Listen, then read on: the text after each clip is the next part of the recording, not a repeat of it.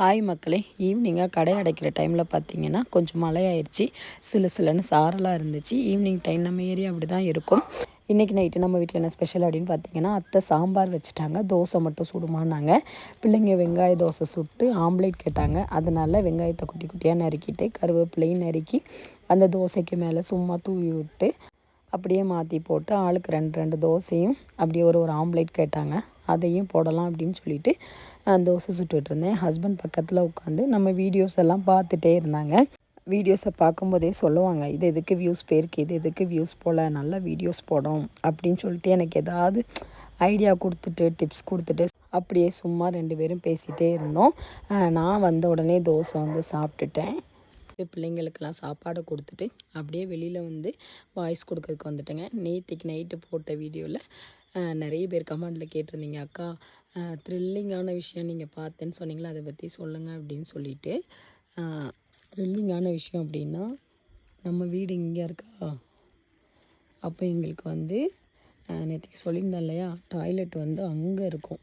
நாங்கள் இருக்கிற லைன்ஸில் லைன்ஸ்னால் அது ஒரு 6 வீடு 8 வீடு அந்த மாதிரி சேர்ந்த மாதிரி லைன்ஸில் 6 வீடு. இந்த 6 வீட்டுக்குமான டாய்லெட் அங்கே தான் இருக்கும். அப்போ எனக்கு எங்கள் பொண்ணு எனக்கு வயிற்றில் 8 மாதம் இருக்கும்போது, அப்போ நைட்டு ஒரு 1:30 மணி இருக்கும். வரும்போது பார்த்திங்கன்னா இங்கே பெரிய உருவம் மாதிரி ஒன்று நின்றுச்சு. அது எனக்கு பிரம்மையா அல்லது உண்மையா அப்படிங்கிறது எனக்கு தெரில. இப்போ தான் அந்த லைட்லாம் இருக்குது, முன்னாடிலாம் அந்த லைட்டு கிடையாது. அப்போது ஒரு உருவம் நின்றுச்சு. நான் அப்படியே என்ன செஞ்சேன், அப்படியே விடு அப்போது ஒத்தையிலலாம் வரமாட்டேன், கூட என் ஹஸ்பண்டாவது அத்தையாவது வருவாங்க. அப்போது வீட்டுக்குள்ளே போயிட்டு படுத்த செகண்ட் என்னை அமுக்கிருச்சு. ஒரு அரை மணி நேரம் என்னை ரொம்ப போட்டு அமுக்கிருச்சு.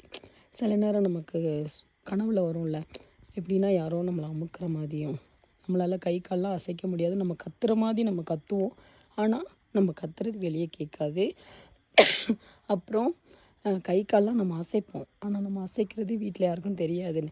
அந்த மாதிரி ஒரு சம்பவம் எனக்கு நடந்திருக்குங்க. அதுலேருந்து பெரும்பாலும் நைட்டு வெளியே வர மாட்டோம்.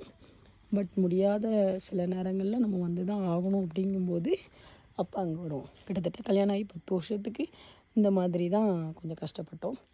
இப்போ பிரச்சனை இல்லைங்க, பின்னாடி எல்லாமே ஃபெசிலிட்டிஸும் இருக்குது. ஸோ மக்களே, இது யாரையும் பயங்காட்டுறதுக்காக கிடையாது, எனக்கு நடந்த அனுபவம்.